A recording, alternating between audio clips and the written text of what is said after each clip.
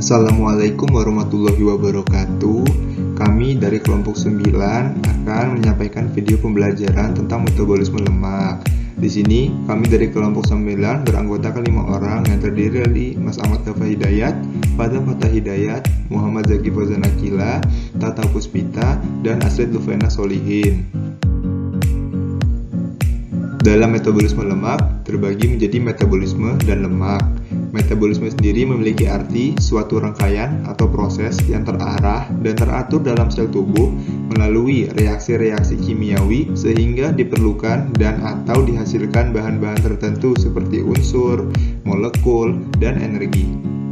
Kemudian lemak yaitu ester yang tersusun dari 3 asam lemak dengan 3 gugus alkohol dari senyawa gliserol. Jadi, metabolisme lemak memiliki arti proses tubuh untuk menghasilkan energi dari asupan lemak setelah masuk menjadi sari-sari makanan di dalam tubuh.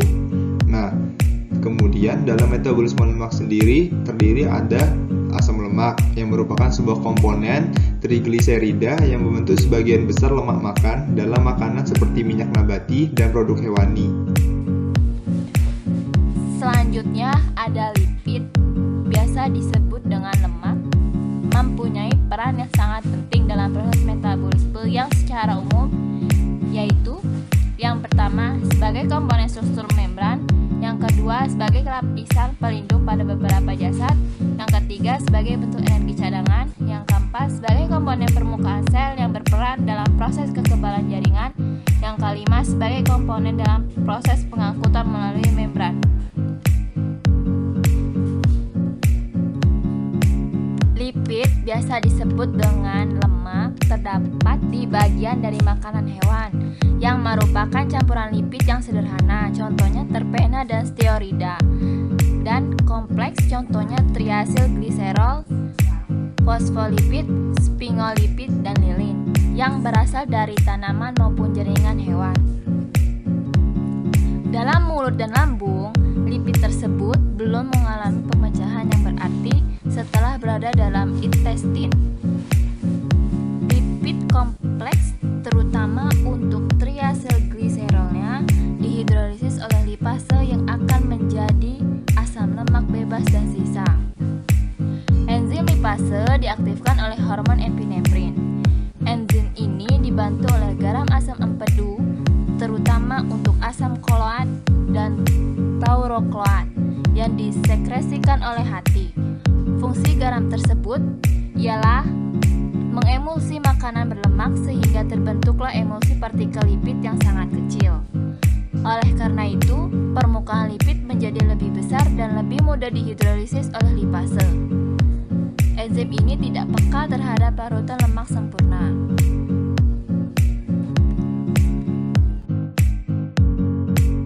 Proses metabolisme lemak di dalam tubuh. Lemak dalam bentuk trigliserida disintesis menjadi asam lemak dan gliserol. Asam lemak dan gliserol inilah yang akan masuk ke dalam proses metabolisme energi.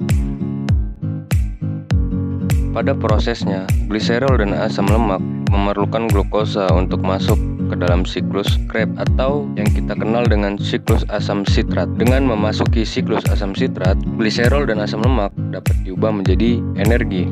Proses metabolisme lemak di dalam tubuh apabila kita mengkonsumsi makanan yang berlemak seperti keju, makanan tersebut akan dihancurkan dan dicerna oleh garam empedu yang membentuk molekul lemak.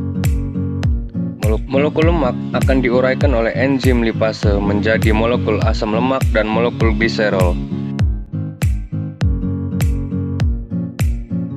Setelah itu keduanya akan diabsorpsi oleh jonjot usus dan diubah menjadi senyawa yang diperlukan oleh jaringan-jaringan tubuh. Hasilnya, sebagian besar akan disimpan di jaringan adiposa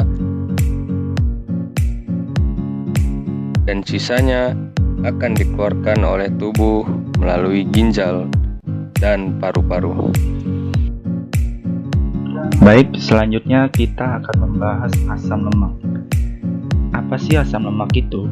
Asam lemak adalah asam karboksilat dengan rantai alifatik panjang baik jenuh maupun tak jenuh. Asam lemak sendiri mempunyai dua peranan fisiologi yang penting. Yang pertama, yaitu sebagai pembentuk fosfolipid dan glikolipid yang merupakan molekul amfipotik sebagai komponen membran biologi. Yang kedua, sebagai molekul sumber energi. Jenis-jenis lemak. Berdasarkan jenisnya, lemak terbagi menjadi 3. Yang pertama ada lemak sederhana. Lemak sederhana tersusun oleh trigliserida yang terdiri dari 1 gliserol dan 3 asam lemak. Contohnya itu lilin, plastisin, dan minyak. Yang kedua ada lemak campuran. Lemak campuran merupakan gabungan antara lemak dengan senyawa bukan lemak. Contohnya lipoprotein atau gabungan antara lipid dan dengan protein.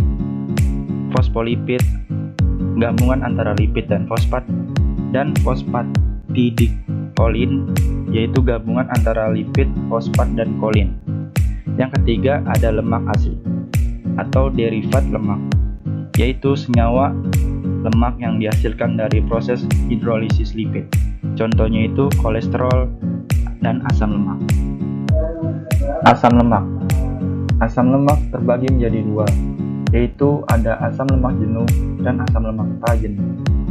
Yang pertama asam lemak jenuh, yaitu merupakan struktur lemak dengan hidrokarbon ikatan tunggal yang berbahaya bagi tubuh kita karena dapat melekat sekaligus menggumpal, dan itu dapat mengganggu sistem peredaran darah dalam tubuh kita. Asam lemak jenuh banyak terdapat pada lemak hewani. Contoh asam lemak jenuh yaitu ada keju, daging, telur, dan susu murni. Yang kedua ada asam lemak tak jenuh.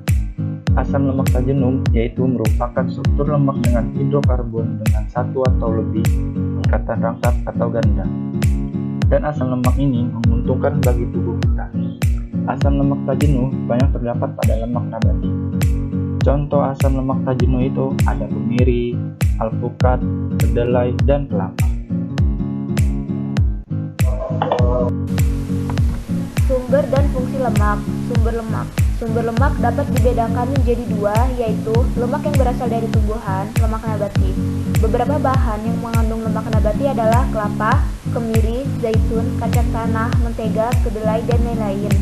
Lemak yang berasal dari hewan, lemak hewani. Beberapa bahan yang mengandung lemak hewani adalah daging, keju, susu, ikan segar, telur, dan lain-lain. Fungsi lemak. Lemak yang dibutuhkan oleh tubuh manusia itu berbeda-beda, tetapi umumnya berkisar antara 0,5 sampai 1 gram lemak per 1 kg berat badan per hari. Di dalam tubuh kita, lemak mempunyai beberapa fungsi penting, yaitu sebagai pelindung tubuh dari suhu rendah, sebagai pelarut vitamin A, D, E, dan K, sebagai pelindung alat-alat tubuh vital antara lain jantung dan lambung, yaitu sebagai bantalan lemak, sebagai cadangan energi dalam tubuh, sebagai penghasil energi tertinggi, dan penahanan rasa lapar karena adanya lemak akan memperlambat pencernaan. Bila pencernaan terlalu cepat, maka akan cepat pula timbulnya rasa lapar.